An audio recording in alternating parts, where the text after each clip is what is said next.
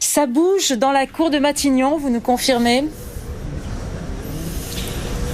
Oui, je peux vous le confirmer, Sophie, et je vous donne effectivement des bribes d'informations. Au moment où elles nous arrivent, j'ai pu, en fait, si vous voulez, regarder un petit peu ce qui se passait sur le perron de l'hôtel de Matignon qui est juste derrière moi, à un moment où un véhicule entrait et donc les lourdes portes que vous voyez derrière moi étaient ouvertes. Et j'ai pu voir que le tapis rouge était sur les marches et puis qu'un micro, un trépied avec effectivement même 2 micros était là juste en bas du tapis rouge pour la passation de pouvoir. Voilà un élément de plus, un élément qui vient confirmer cette hypothèse d'un départ, d'un déménagement dans les heures qui viennent, dans les jours qui viennent. J'ai pu aussi capter une petite indiscrétion, une personne qui sortait de l'hôtel de Matignon à qui j'ai pu demander est-ce que ça va se faire aujourd'hui ? Elle m'a dit oui, effectivement aujourd'hui dans les heures qui viennent, et elle m'a confirmé aussi que l'heure était au carton. Je vous redonne au carton donc pour déménager. Je vous redonne aussi cette information. On avait vu un petit peu plus tôt sur les réseaux sociaux des photos de carton. J'ai vu maintenant, il y a eu environ une demi-heure, une personne qui entrait dans l'hôtel de Matignon avec un certain nombre de cartons et puis une effervescence réelle avec beaucoup de personnes qui semblent entrer. Voilà, il se passe des choses juste derrière moi, hôtel de Matignon, avec une passation de pouvoir qui semble se confirmer dans la journée. Merci beaucoup Ben pour ce dernier point complet en direct de Matignon. Avec nous Boris Vallaud, bonjour, merci d'être avec nous au téléphone. Vous êtes député PS des Landes. Je voulais d'abord avoir votre première réaction à cette démission du gouvernement d'Édouard Philippe. Je pense que c'est une surprise pour personne. C'était annoncé depuis plusieurs jours et ça fait partie des exercices de style au lendemain d'une défaite électorale, en particulier lorsqu'elle est cinglante. Il est, presque de coutume de remanier le gouvernement pour essayer de dire qu'on a compris les leçons que les Français ont adressées à l'exécutif. Bon, il faut dire que la lecture de l'interview du président de la République dans la PQR ne laisse pas penser qu'il a tout à fait compris ce qui s'était passé. Alors, qui vous verriez pour remplacer Édouard Philippe pour aller à Matignon ? Mais moi, je ne vois personne. Ça n'est pas mon rôle. Le président de la République avait dit un nouveau chemin avant de nouvelles têtes. Et le nouveau chemin, il a voulu le dessiner ce matin dans la presse quotidienne régionale. Et au fond, demain ressemble à hier. Il n'y a pas de remise en cause de l'assurance chômage. Le président de la République a même le mauvais goût de dire aux Français qui sont déjà dans la difficulté, à ceux qui perdent l'emploi, qui le perdront dans une crise économique très dure, qu'en France, on a une préférence pour le chômage. Il remet sur le tapis la réforme des retraites qui a divisé le pays et dont plus personne ne veut parce que plus personne ne se reconnaît dans cette réforme, pas même ceux des organisations syndicales qui avaient pu être favorables à une retraite universelle. Il n'y a pas de choses très précises, ni sur le plan de la vitalité démocratique, ni sur le plan du tournant écologique. Et vous savez, je n'ai pas entendu de choses plus précises devant les 150 citoyens devant lesquels le président de la République s'est exprimé lundi. Donc on est, il le dit lui-même, dans la poursuite du cap qu'il a fixé il y a 3 ans. Donc, est-ce que vous verriez quelqu'un qui incarne l'écologie ? Est-ce que vous verriez quelqu'un qui incarne l'écologie au poste de Premier ministre ? Et vous savez, on a eu Nicolas Hulot qui incarnait l'écologie, et qui l'incarnait avec force et détermination. Eh bien, vous savez ce qu'il est advenu. En réalité, si le président de la République, de qui tout procède, de qui toute décision émane, ne donne pas lui-même l'impulsion, eh bien, il pourra sembler faire, mais il continuera de faire semblant. Vous savez, parmi les propositions de la Convention citoyenne, il y en a sur la rénovation thermique du bâtiment, qui convergent avec des propositions que nous avions pu faire il y a quelques mois à peine et qui avaient été balayées d'un revers de main par l'exécutif. C'était la prime climat qui était à nouveau sur le bureau de l'Assemblée nationale. Eh bien, il faut passer à l'acte et j'allais dire, ça se passe d'abord et avant tout à l'Élysée. Boris Vallaud, bonjour. Est-ce que vous pensez que le profil du Premier ministre, on va vous demander des noms, le profil, ça doit être plutôt une espèce de super chef des ministres, peut-être version François Hollande, Sarkozy, disant que le Premier ministre, sous la 5e maintenant, ça sert plus vraiment à quelque chose, ou alors vous pensez qu'il faut quelqu'un qui ait un vrai poids politique ? Non, mais qu'on ait un problème institutionnel et que ce bicéphalisme de l'exécutif entre le président de la République et le Premier ministre pose des questions et doivent, j'allais dire, être un des nœuds d'une réforme institutionnelle. Ça, je n'en doute pas. Dans le système dans lequel on est, quelle que soit la figure à l'Élysée, il finit pour emprunter les mots d'autres, paraître un carreau à travers lequel on voit le président. Et donc, je pense que, quelle qu'en soit la personnalité, tout part et tout converge vers le palais de l'Élysée, vers le président de la République. Merci beaucoup Boris Vallaud d'avoir été avec nous en direct. Les choses s'accélèrent à Matignon. On était tout à l'heure en direct avec Ben Barnier. Regardez ces images où des micros ont été installés. Regardez, le tapis rouge a été aussi installé dans la cour de Matignon. Peut-être la passation de pouvoir qui se précise et peut-être le nom du successeur d'Édouard Philippe sera-t-il connu dans les prochaines minutes? Logiquement, on devrait avoir 2 étapes. Enfin, logiquement, oui. C'est-à-dire la nomination du nouveau Premier ministre. Ça doit émaner de l'Élysée, puisque c'est le chef de l'État qui nomme le Premier ministre. Et puis, assez rapidement, dans la foulée, parce que ces images semblent indiquer, c'est le discours... La prise de parole d'Édouard Philippe. La prise de parole d'Édouard Philippe. Alors, il serait intéressant de voir quel est le degré... Il est très loyal, Édouard Philippe, depuis le début, mais peut-être qu'il a vécu avec une certaine forme d'amertume ce qui s'est passé ces dernières heures. Donc, il faudra voir quelle est un peu la tonalité du discours d'Édouard Philippe. Et puis, il faudra effectivement voir aussi non seulement l'identité, mais la tonalité de son successeur. Et pour l'instant, des infos qu'on on a plutôt l'impression que ça sera une sorte de super ministre. Ce que vous disiez, un profil, c'est-à-dire que pas un gros poids politique, mais quelqu'un qui est là pour travailler et faire avancer les choses en étant relativement plus discret qu'Édouard Philippe et même très discret. Nathalie, vous le disiez tout à l'heure, Daïk, il y a un nom qui ressort, peut-être Jean Castex, on le rappelle, c'est le monsieur déconfinement, si je puis dire. Qui a réussi, qui est un haut fonctionnaire, qui vient de la droite, mais qui a l'avantage d'être maire d'une petite commune de quelques milliers d'habitants à Prades, voilà, dans les Pyrénées-Orientales. Mais par rapport au micro que l'on voit, il y a un moment, il faut mettre les formes. Parce que là, on est quelque chose de brutal. Il n'y a même pas eu la réunion du Conseil des ministres. Ils n'ont pas pu se dire au revoir à un moment.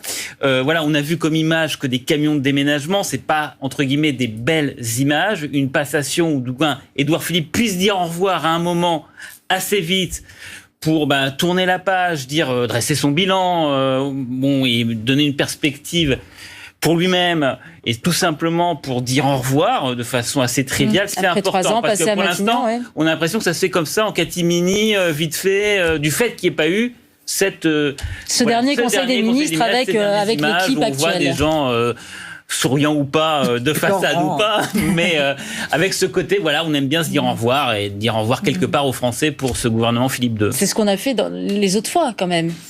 Écoutez, de mémoire, j'ai pas la mémoire de tous les derniers conseils des ministres. Il y a des cas variables, mais oui. Je crois que oui, effectivement. Non, mais attendez, il y a d'autres cas où on a changé de gouvernement et les gens ont su rétrospectivement que c'était le dernier conseil des ministres. C'est vrai que là on l'a appris à 9h. Qui était prévu et qui a été là on l'a appris à 9h25 Une heure avant, on apprend qu'il y a pas à peine une heure avant, une demi-heure avant, mais officiellement un peu avant. Il y avait ce côté précipité. Mais attendez, cela dit, croire qu'on traite les ministres, de façon polie, c'est-à-dire qu'on leur téléphone en leur disant je suis désolé, mais vous ne pourrez pas ou tu ne pourras plus, c'est bon. C'est illusoire, bien sûr. Dans un sens comme dans un autre, c'est-à-dire qu'il y a des gens qui apprennent au dernier moment qui sont ministres, sauf maintenant effectivement avec la vérification des patrimoines. Ça prend un peu plus de temps. On leur pose des questions, on leur demande s'ils sont totalement nets, s'il n'y a pas aucun risque. Mais c'est vrai que à la nomination et au départ, c'est souvent d'une très grande violence, c'est-à-dire qu'ils sont pris, jetés, repris.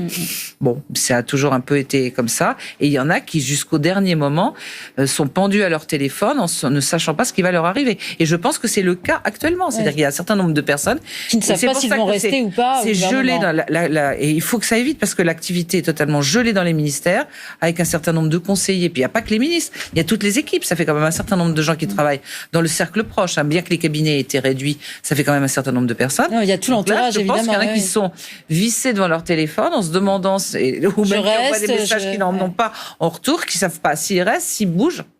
Parce qu'il y en a quand même pas mal aussi qui vont bouger. C'est-à-dire qu'on va passer ailleurs. On peut penser que Sibeth Ndiaye va pas rester au porte-parole là, mais peut-être ira du côté du ministère de Gabriel Attal, qui s'occupe du service national universel, que lui-même, Gabriel Attal, qui n'a pas démérité, ira ailleurs.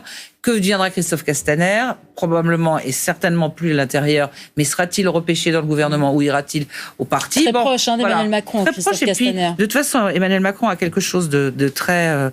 il est fidèle aux gens du début, c'est-à-dire que Sibeth a toujours Ndiaye, il ne faut pas dire toujours les prénoms. Oui, mais c'est son cercle. Sibeth Ndiaye a été une fidèle depuis le début. Je pense qu'il ne la lâchera pas. Il ne lâche pas les gens du début. Et quelquefois, ça lui fait du tort. De même qu'il a eu du mal à lâcher Gérard Collomb, de même qu'il a eu... Enfin, voilà, il a quelque chose avec les gens qui l'ont suivi des premiers jours. Isabelle Verra-Masson, vous vouliez ajouter quelque chose? Je crois qu'il y a une raison aussi pour la manière dont ça se passe un peu brutal, c'est que Nicolas Sarkozy, c'est-à-dire qu'Emmanuel Macron veut que ça aille vite. Et c'est vrai que les derniers remaniements, qui étaient des petits remaniements en général, ont été un peu ridicules. C'est-à-dire, je me souviens, on attendait pendant des jours de savoir qu'elle allait être nommée le prochain ministre. Et du coup, il y avait tous ces commentaires dont nous sommes responsables, qui est le pauvre, la personne à qui il peut nommer, il n'a pas d'idée, personne n'y va. Enfin, il y a une dramaturgie un peu négative sur le fait de laisser passer du temps entre le moment où on décide. Il veut éviter ça. Et donc, il veut éviter ça. Moi, j'ai l'impression que c'est beaucoup moins improvisé. Mais bon, encore une fois, vous avez des informations que apparemment je n'ai pas. Mais ça me semble... Ce départ d'Édouard Philippe et puis ce remaniement me semble moins improvisé qu'on ne peut le laisser entendre. Et la preuve, à moins qu'il se passe autre chose, on est vraiment dans le direct, c'est ce tapis rouge qui signifierait quand même que, enfin, en tous les cas, il y en a un qui sait ce qui va se passer et qui le met en scène encore une fois. Il y en a deux, il y en a peut-être 2 ou 3. Quand vous dites que c'est pas improvisé, parce qu'on va peut-être, je parle à la régie, de quel est ce qui s'est passé à l'Assemblée nationale ce matin. On a la suspendu dès hier soir, nous disait notre invité. Oui, mais là, c'était en cours ce matin. On peut dire dans l'oreillette si la séquence est prête. On la cherche. Le président de l'Assemblée nationale, c'est Hugues Rançon. C'est pas Richard Ferrand, mais il préside les débats. Et tout d'un coup, il s'interrompt et il dit, mes chers collègues, et voilà, et on l'écoute. On la regarde, cette séquence. Collègues, je vous indique que nous venons d'apprendre que le président de la République avait accepté la démission du gouvernement présentée par le Premier ministre et par conséquent, nous allons interrompre nos travaux. La séance est levée. C'était quand? Alors c'était ce matin. Donc les députés, voilà, c'est un peu improvisé quand ils découvrent, et donc ça veut dire qu'on arrête tout de suite les débats. Puisqu'il n'y a pas de... Ça veut dire que c'est improvisé, ou bien qu'il y ait qu'il y ait un secret organisé depuis longtemps, c'est-à-dire que vraiment il s'est agi de que rien ne sorte, que rien n'est su pour éviter tout ce qui s'est passé avant. Et donc c'est à partir du moment où vous voulez que rien ne soit su, que le silence est total et la surprise évidente, eh bien effectivement il faut que ça ait ça implique, ça induit et ça a pour conséquence un sentiment d'improvisation. On va retrouver en direct de l'Élysée Anaïs Anquet. Bonjour Anaïs. On a vu à Matignon que les choses bougeaient. Qu'en est-il à l'Élysée ? Alors si pour l'instant à Matignon les choses s'accélèrent, pour l'instant à l'Élysée l'ambiance est plutôt calme à part la présence des médias, mais vu la situation à Matignon, il pourrait y avoir une intervention d'ici quelques minutes ici pour annoncer le nom du nouveau Premier ministre qui devra donc remplacer Édouard Philippe, dont la démission a été annoncée officiellement vers 10h ce matin, mais cela faisait déjà plusieurs jours, voire plusieurs semaines qu'on parlait d'un éventuel départ d'Édouard Philippe pour relancer ce quinquennat. Alors quel sera ce nouveau nom ? Beaucoup de noms justement circulent dans les médias. Est-ce que le président suivra les sondages qui donnent notamment Xavier Bertrand favori des Français, l'actuel président des Hauts-de-France, ou encore Bruno Le Maire? Pour le savoir, il faudra donc patienter et attendre l'annonce officielle ici à l'Élysée. On suivra bien sûr ça de près en direct sur France Info si vous nous rejoignez. Je vous rappelle l'information principale de la matinée. Vers 9h30 ce matin, on a appris qu'Édouard Philippe annonçait sa démission, une démission acceptée par Emmanuel Macron. C'est donc la fin d'Édouard Philippe à Matignon. Vous voyez les images en direct de Matignon où un tapis rouge a été installé, des micros sont prêts. Une passation de pouvoir donc ne devrait peut-être pas tarder. Mais on va revenir avant tout sur les grands moments d'Édouard Philippe. Ces 3 ans passés à Matignon, c'est un sujet de Claire Koch. Combatif sur le ring, Édouard Philippe a pourtant fait face à plusieurs coups durs durant ces 3 années passées au sein du gouvernement. Sa première crise majeure, c'est celle des Gilets jaunes, le 17 novembre 2018. 280 000 manifestants protestent contre la hausse prévue des prix du carburant et pour plus de pouvoir d'achat. Vous nous confirmez que la taxe carbone sera bel et bien maintenue? Oui ou non? Oui. Oui. La trajectoire carbone. Aucun aménagement, aucun moratoire? Oui. La trajectoire carbone que nous avons fixée, nous allons la tenir. Face à l'ampleur du mouvement, Édouard Philippe renonce à la hausse annoncée des taxes sur le carburant. C'est le président qui prendra en charge cette crise à l'occasion du grand débat organisé dans plusieurs villes de France. Édouard Philippe restera en retrait durant toute cette période. Deuxième épisode, la réforme des retraites le 5 décembre 2019. Près d'1,5 million de personnes battent à leur tour le pavé pour protester contre le projet très controversé d'un régime de retraite universel par points et la fin des régimes spéciaux. Le Premier ministre insiste pour que soit mis en place un équilibre financier en même temps que la création d'un régime universel. Mais il n'arrive pas à calmer le mouvement social et 2 mois plus tard, en février 2020, il décide de recourir au 49.3 pour adopter la réforme sans vote. La pandémie du coronavirus gèle la réforme et c'est le dernier épisode auquel il fait face, la crise sanitaire. Régulièrement, il s'adresse aux Français lors de conférences pour annoncer l'évolution de la situation dans un ton sobre et grave. C'est qu'il y vaut de remonter dans les sondages au point de dépasser la cote de popularité du président. Et avec nous sur ce plateau, Pierre-Alexandre Anglade nous a rejoint. Bonjour, merci d'être avec nous. Vous êtes porte-parole du groupe La République En Marche. Tout d'abord, une première réaction à cette démission du gouvernement d'Édouard Philippe. Écoutez, Édouard Philippe a été un grand Premier ministre au service de la France et donc je salue évidemment son action. Je rappelle que c'est sous son autorité, en lien avec le président de la République et la majorité, qu'on a entamé tous les grands chantiers de transformation du début de quinquennat, que l'on a recréé des emplois dans le pays, que les investissements étrangers sont revenus, que l'on a dédoublé les classes à l'école primaire et d'autres chantiers ont été engagés ces 3 premières années. Maintenant, vous attendiez à une telle décision? Vous savez, notre pays, l'Europe, le monde a été confronté à une des plus graves crises que l'on ait connu depuis la fin de la Seconde Guerre mondiale, avec des bouleversements profonds qui appellent forcément à des changements de politique. Et donc le président de la République a tracé hier soir un nouveau cap, plus écologique, plus social, plus économique, plus solidaire. Et donc naturellement le besoin aussi peut-être de renouveler les équipes. Pour Alors Emmanuel Macron, il faisait référence à cette interview dans la PQR, dans la presse régionale, où il parle de dessiner un nouveau chemin.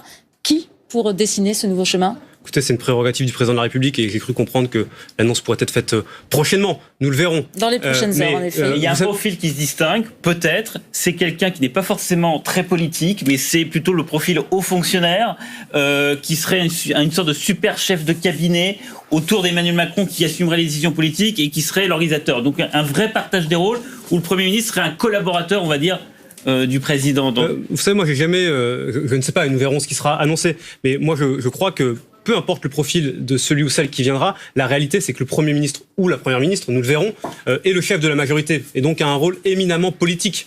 Alors après, la relation avec le président de la République peut évidemment varier en fonction des personnalités, mais celui ou celle qui sera nommé à Matignon aura en charge de mener l'action de la majorité, de la coordonner et de recréer aussi du lien entre ce groupe majoritaire et le Premier ministre. Oui, mais si c'est pas quelqu'un qui vient pas d'En Marche, si quelqu'un qui vient pas d'En Marche, ça vous dérange pas? Vous savez, à La République En Marche, on a théorisé à l'époque le dépassement en faisant venir des femmes et des hommes qui n'appartenaient pas à la même sensibilité politique, qui n'avaient pas de parcours militant commun. Édouard Philippe était le premier d'entre eux. Mais si c'est le même profil encore de quelqu'un qui n'est pas issu de votre parti, est-ce que vous, député, vous dites on en a un peu assez, on voudrait quand même que ce soit quelqu'un qui soit issu de nous? Non, la volonté qui est celle, à mon avis, je ne veux pas parler pour mes collègues, mais la volonté qui est celle du groupe majoritaire, c'est de pouvoir mettre en œuvre le cap qu'a fixé le président de la République. Et le cap, il est extrêmement clair. Une politique plus écologique, plus sociale, plus solidaire, et puis aussi répondre à l'urgence économique qui va se faire à la rentrée, parce que l'on sait que la rentrée sera difficile, et à ce moment-là, vous pouvez être convaincu que l'ensemble de la majorité sera résolument derrière celui ou celle qui sera nommé. Gilles nous a rejoint de nouveau, Gilles Bornstein. Il y a un nom qui se dégage, quand même, c'est Jean Castex. Je voulais qu'on refasse un point avec vous sur son profil. C'est monsieur déconfinement, on le disait tout à l'heure avec Daïc, pas forcément très connu. Même pas connu du tout. Oui, il y a un nom qui revient de plus en plus souvent, c'est celui de Jean Castex. Qui est Jean Castex ? Jean Castex, c'est un haut fonctionnaire qui a travaillé avec Nicolas Sarkozy et qui a travaillé clairement dans l'ancienne majorité, enfin dans l'ancienne majorité, sous le quinquennat de Nicolas Sarkozy, puisqu'il a été directeur de cabinet de Xavier Bertrand quand il était ministre, et il a été secrétaire général adjoint de l'Élysée, où il a succédé à Xavier Muscat. C'est donc un proche, on le voit là à l'image, c'est donc un proche de Nicolas Sarkozy. Voilà pour son parcours politique, c'est un élu local. Il vient d'être réélu au premier tour maire de Prades, dans une petite commune des PO, des Pyrénées-Orientales. Il a un accent des Pyrénées-Orientales. C'est vraiment un homme qui incarne la province et c'est un élu local enraciné puisqu'il vient d'être élu en mars au premier tour avec 65% des voix. L'avantage de Jean Castex, on l'appelle le couteau suisse souvent. Il connaît très bien la machine gouvernementale. Il s'est occupé des Jeux Olympiques, il s'est occupé du déconfinement. C'est quelqu'un qui sait faire ce dont on dit que ça ne fonctionne pas. Il sait prendre des gens d'administrations différentes, de ministères différents, les mettre ensemble et leur dire toi tu fais ci, toi tu fais ça, ça va se passer comme ça. Dans quel ordre ? Il sait faire travailler des gens ensemble, il sait délivrer, comme on dit en Macronie. Manifestement, si c'est lui, eh bien, ça montrera que c'est ce que Emmanuel Macron cherche. Il ne veut pas un symbole de l'écologie, il ne veut pas une femme, il ne veut pas un symbole du social ou de je ne sais quoi. Il veut quelqu'un qui fait que quand Emmanuel Macron dit « je veux qu'on fasse ceci », ça soit appliqué rapidement. Ceci soit appliqué rapidement et que ça arrive dans l'atmosphère des Français rapidement. Voilà pour les avantages de Jean... super chef des ministres en quelque sorte. Super chef de cabinet. Alors, évidemment, ça prouve un problème d'autorité. Est-ce que Bruno Le Maire, est-ce que Jean-Yves Le Drian, est-ce que les ministres qui ont des poids lourds politiques accepteront d'obéir à celui dont ils se disent qu'il devrait être leur directeur de cabinet et pas leur Premier ministre, parce qu'il a un profil de directeur de cabinet. Il l'a été. Deuxième problème, et dont des moindres, il est sarkozyste. Va-t-on donner les clés du camion à quelqu'un qui a une fidélité politique pour une majorité d'avant, qui sera à l'évidence une minorité agissante pour l'élection présidentielle ? D'après ce qu'on dit en ce moment, les barons de la Macronie, à l'Assemblée nationale, dans les ministères, etc., protestent et ne veulent pas qu'autant de pouvoir soit donné à quelqu'un qui ne vient pas, non seulement qui ne vient pas du cercle fermé de la Macronie, mais qui vient même, de l'opposition.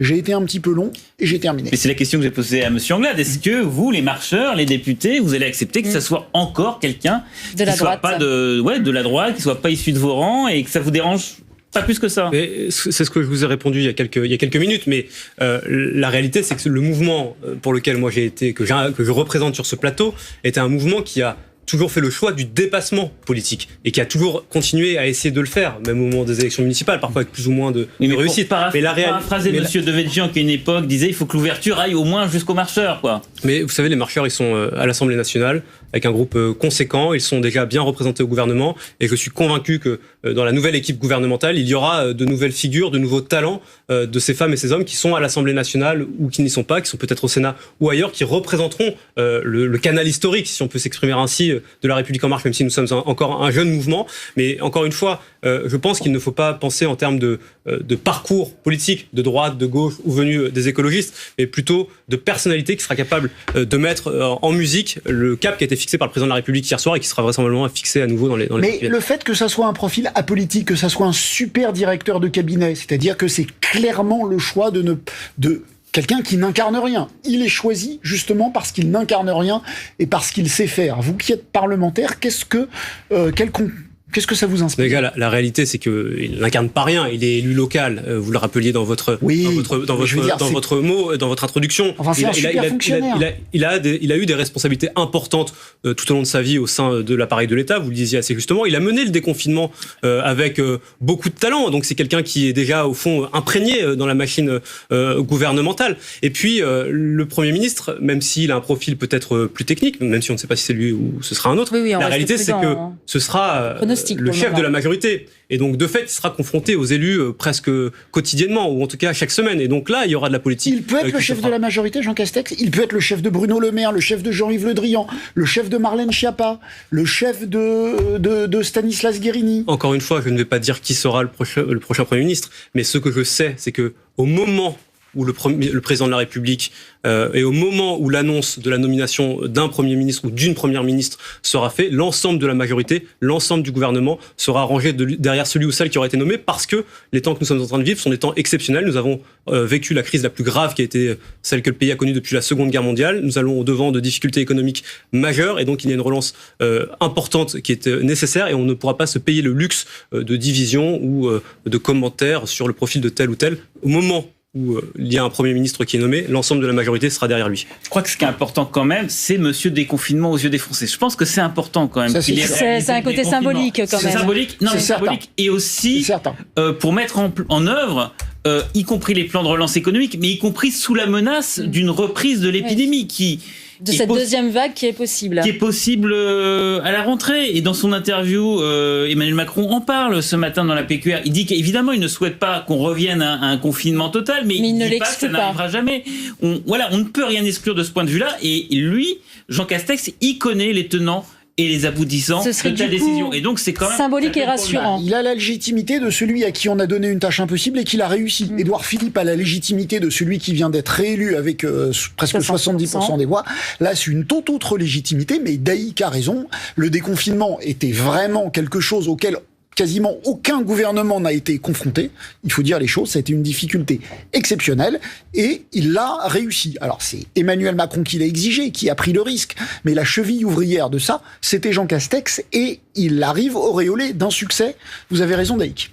Alors, on reste prudent, hein. Jean Castex, pour le moment, on ne sait absolument pas, mais c'est vrai que c'est un nom qui ressort et donc on voulait en savoir plus sur ce profil de Jean Castex. On va tout de suite retrouver, en tout cas, Adrien Roire, qui a de nouvelles réactions. Je crois, Adrien, ça réagit beaucoup sur les réseaux sociaux et sur notre site, évidemment, France Info, où vous avez la parole. Absolument, Sophie, énormément de réactions. Alors on l'entend sur le plateau, sur votre plateau à l'instant, ce débat sur le successeur d'Édouard Philippe. Qui sera-ce ? Eh bien, nos internautes qui nous suivent sur le site de franceinfo.fr se posent évidemment la même question. Regardez évidemment certaines réactions. Vous pouvez aller sur le live de franceinfo.fr et avec le hashtag, le mot dièse, on vous répond. Vous exprimez, posez vos questions à la rédaction de franceinfo.fr qui est extrêmement mobilisée aujourd'hui, comme nous tous, en cette journée évidemment très importante sur le plan politique. Alors regardez la question de Julien, elle est limpide et vous êtes très nombreux à vous la poser. J'ai souvenir qu'au moment de son élection, Emmanuel Macron avait fait part de son intention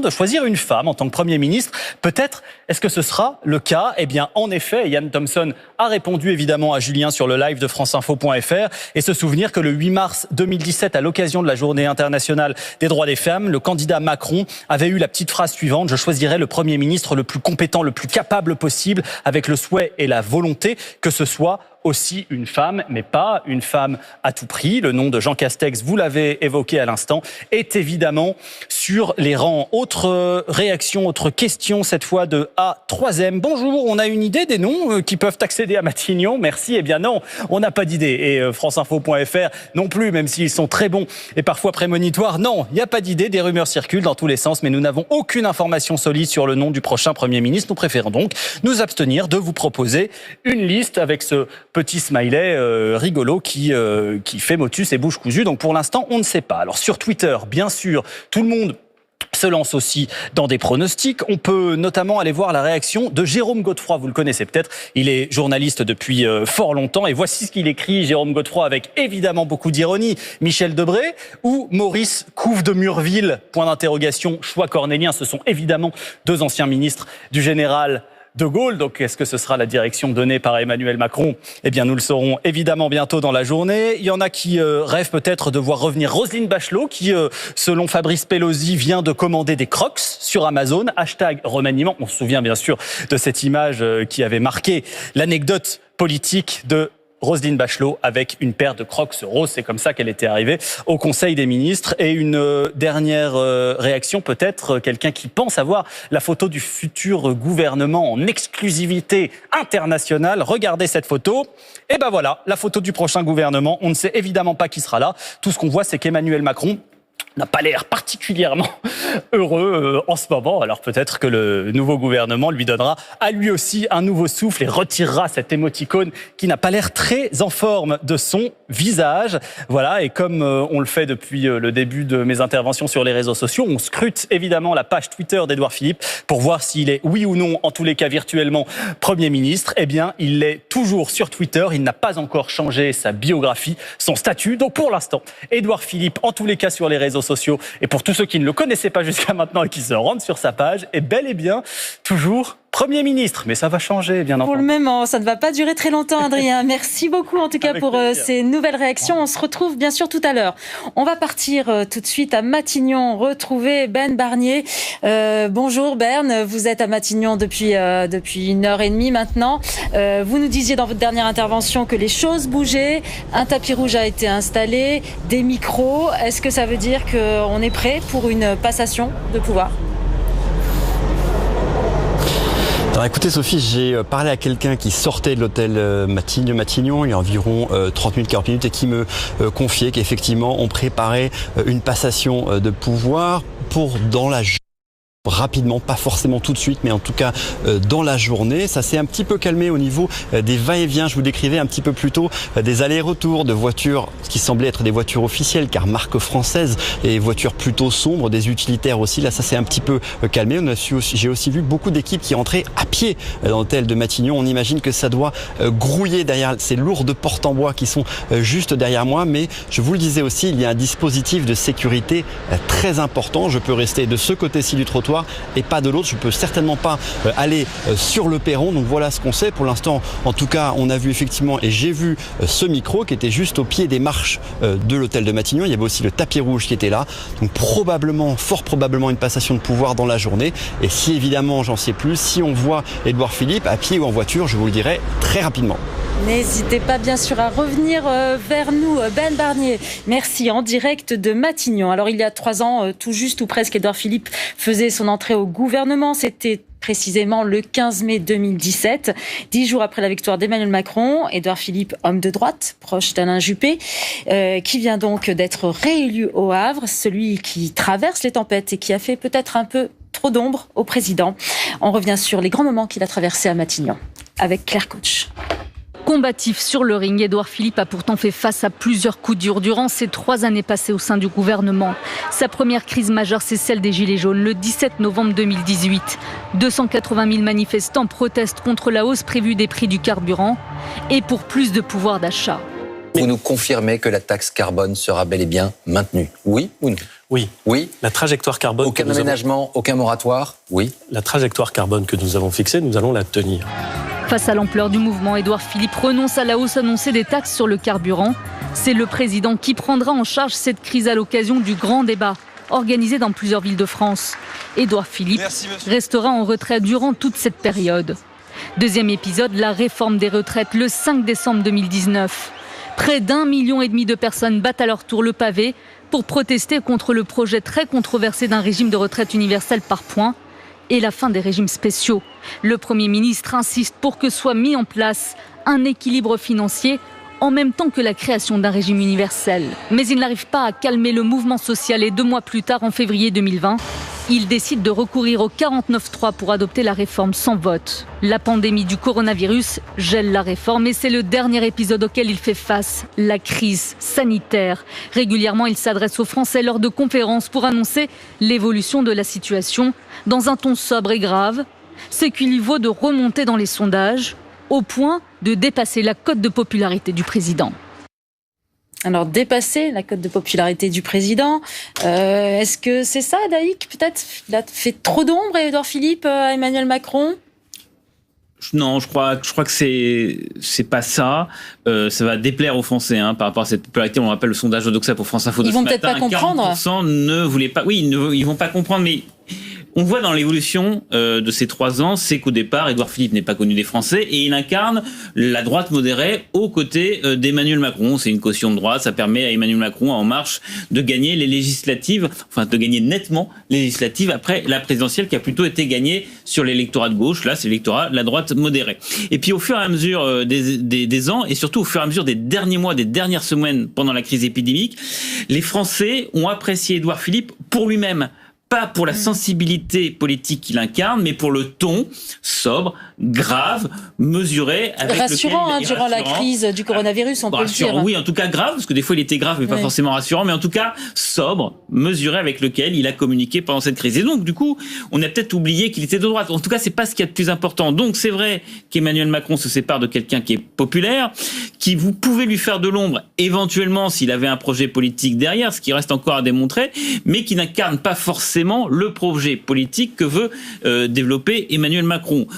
Ça va dépendre aussi du choix du Premier ministre, parce que si c'est... Je vous interromps, Daïk, ça y est, nous avons le nom du nouveau Premier ministre. Eh bien, c'est donc Jean Castex qui remplace Édouard Philippe. Emmanuel Macron vient de nommer Jean Castex. On en parlait à l'instant, le monsieur déconfinement, si je puis dire, qui a géré donc le déconfinement, qui est donc maire d'une petite commune, nous disait tout à l'heure Gilles Bornstein, d'une petite commune des Pyrénées-Orientales.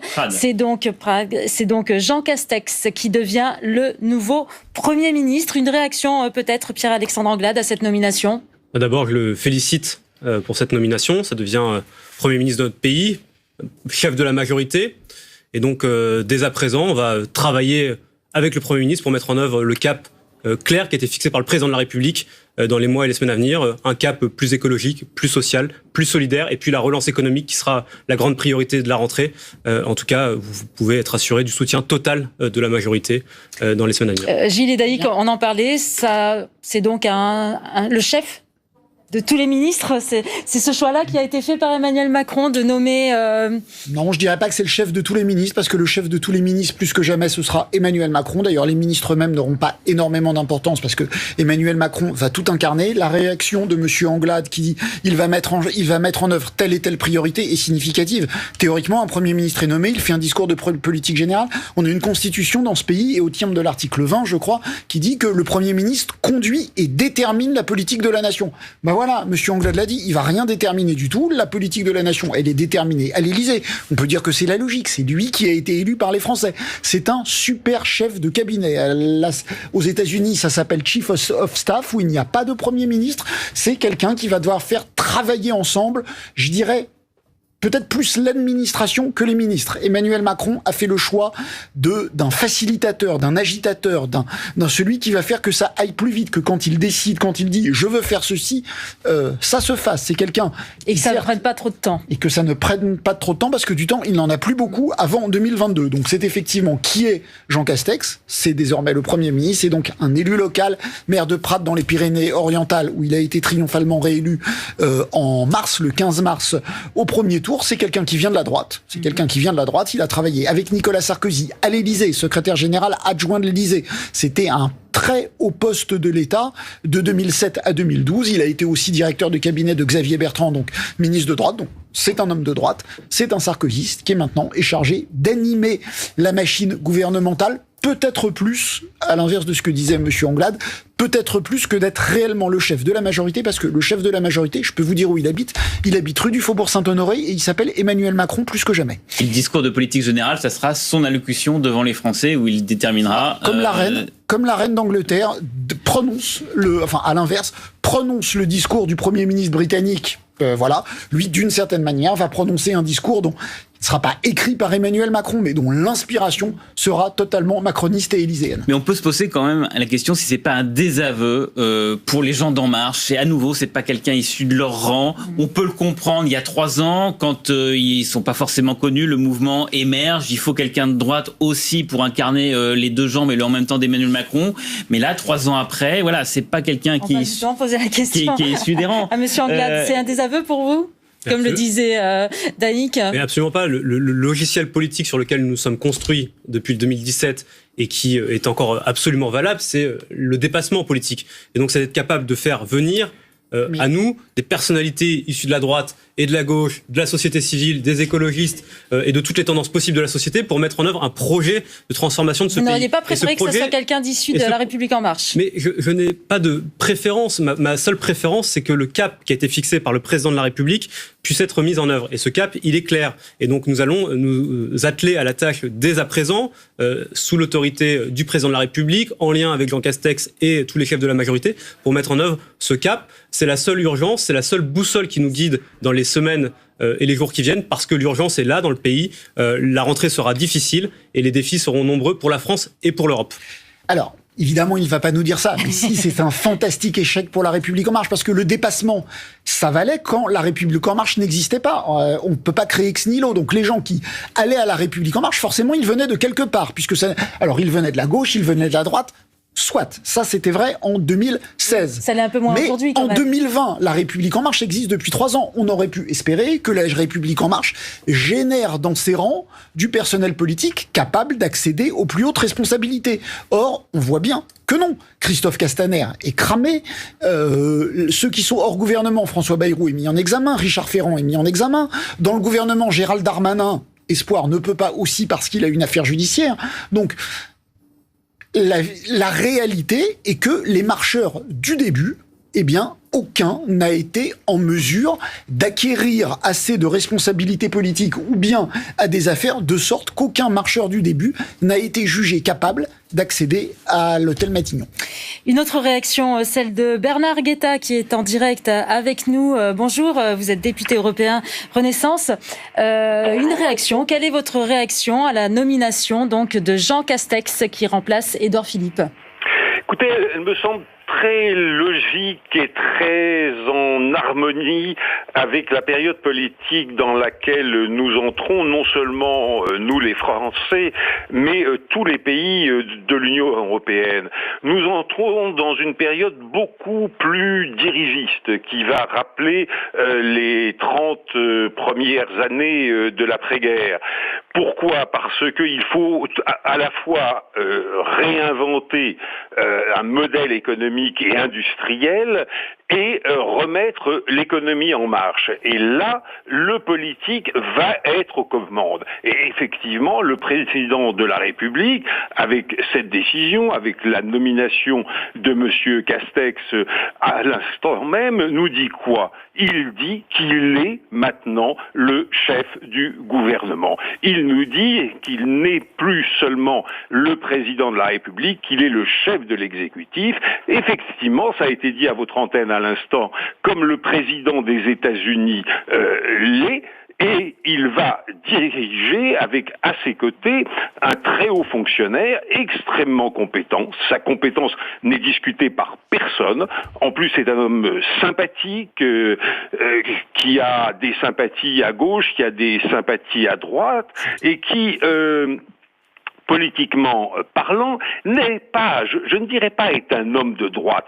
C'est un gaulliste de la branche gaulliste sociale, on disait gaulliste de gauche sous le général de Gaulle, je n'irai pas jusque-là, mais gaulliste social certainement, et gaulliste totalement imprégné de la priorité de l'État et de la nécessité aujourd'hui d'un dirigisme. C'est un changement d'époque, c'est beaucoup plus qu'un changement de gouvernement, c'est véritablement un changement d'époque, et je pense que tous les débats sur est-ce que c'est plus à gauche, est-ce que c'est plus à droite, etc., c'est complètement dépassé, parce que la réalité c'est que c'est beaucoup plus dirigiste. Et le dirigisme, il est aussi bien de gauche que de droite en France comme dans toute l'Europe et dans le monde entier.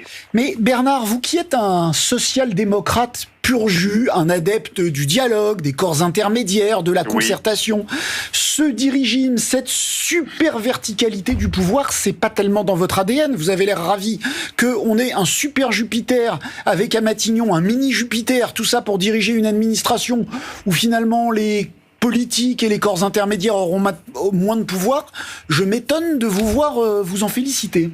Écoutez, je n'ai pas dit que je m'en félicitais, je n'ai pas dit que j'en étais ravi, mais je n'en suis pas du tout mécontent. Simplement, je constate un changement d'époque qui, lui, me réjouit, ce changement d'époque. Parce que, effectivement, nous avons besoin aujourd'hui de puissance publique et de dirigeants politiques forts pour conduire une réorientation écologique, sociale et européenne de nos économies.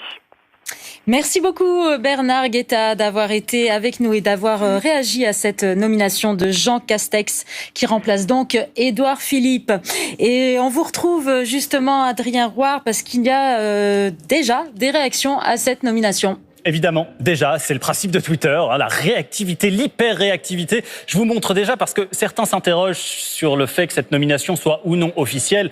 Elle l'est bel et bien.